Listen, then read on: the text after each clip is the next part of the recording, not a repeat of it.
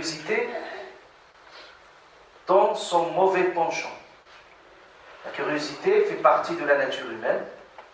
Sans cette curiosité, on ne peut pas arriver, l'humanité ne peut pas arriver ce qu'il a pu atteindre en termes de curiosité. Par contre, quand cette curiosité est mal orientée, ça peut amener vers des conséquences catastrophiques et désastreuses pour la personne. Et nous parlons sur le mauvais côté.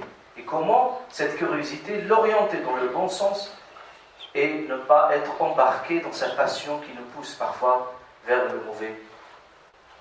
J'ai cité l'un des défauts de la curiosité, que ça passe déjà par, pour certains, ils ont l'obsession de s'imbriquer ou de s'immiscer dans la vie privée des gens.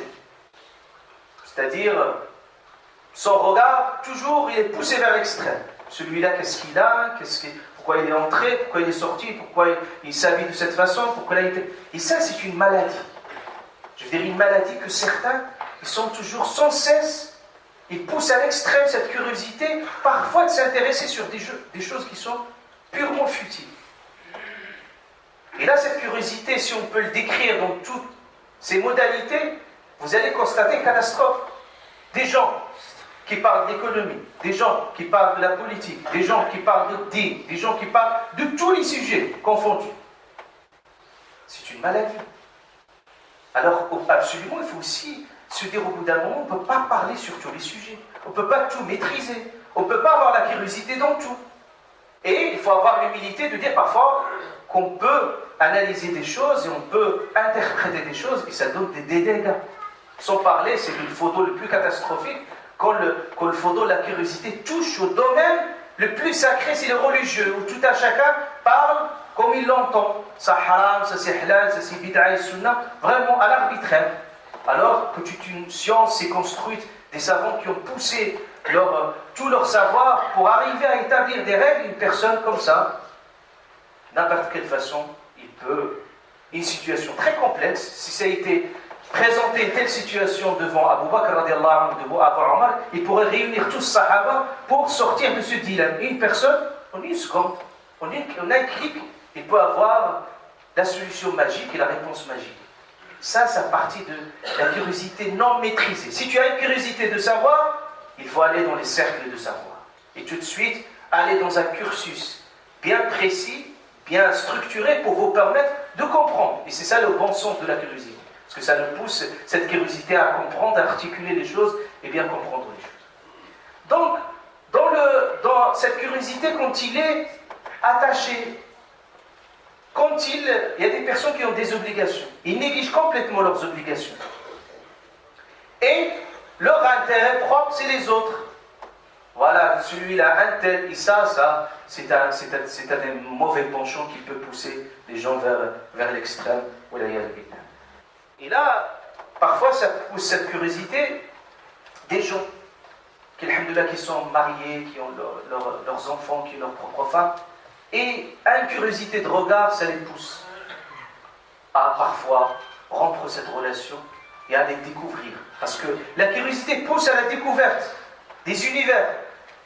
Oui, je suis curieux de découvrir combien de personnes qui sont tombées dans la délinquance, sont tombées parfois dans la drogue, sont tombées parfois dans des cercles les plus vicieux à cause d'une petite curiosité. Pourquoi des gens qui ont commencé à fumer parfois par une petite curiosité? On fume, on découvre. Dès que le Coran nous a donné une leçon, l'histoire de Adam alayhi salam. N'approchez pas cet arbre. Il y avait tout, pourtant le paradis. Pourtant tout le paradis, il aurait été accessible. Mais là, le mahvour, la chose toujours interdite, Shaitan, c'est la tourne. Pourquoi? Il faut l'essayer, il faut l'expérimenter. Et là, par expérimenter, par pure curiosité, ça poussait les gens vers l'extrême.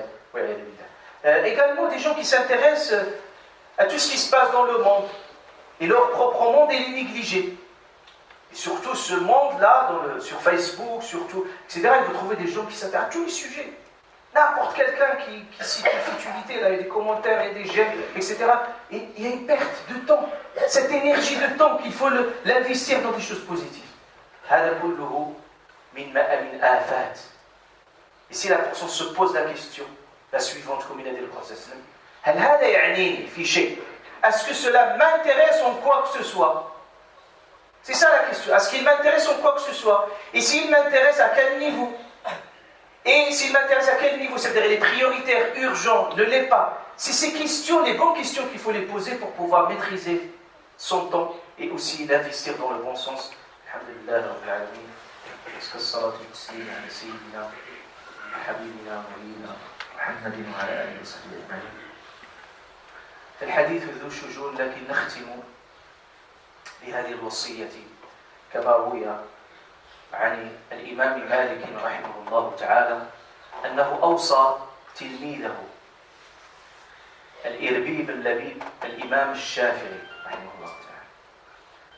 أوصى الإمام مالك الإمام الشافعي رحمه الله تعالى أوصاه بثلاث ديال الوصايا. قال أوصيك بعلم العلماء وبحكمة الحكماء وبطب الأطباء. قلت العرب الطب والطب، طب الأطباء. صار ثلاثة ديال الوصايا. قال أوصيك بعلم العلماء. Nous allons clôturer avec ce conseil au nord que l'imam Malik rahimahullah ta'ala a délivré à son élève le plus proche, et l'élève qui plus tard serait l'un des fondateurs d'une autre école juridique, l'imam Shafi'i. Il a dit, je vais t'enseigner trois choses. La connaissance, le savoir des savants, la connaissance, le savoir des savants, et la sagesse des sages, et la médecine des médecins.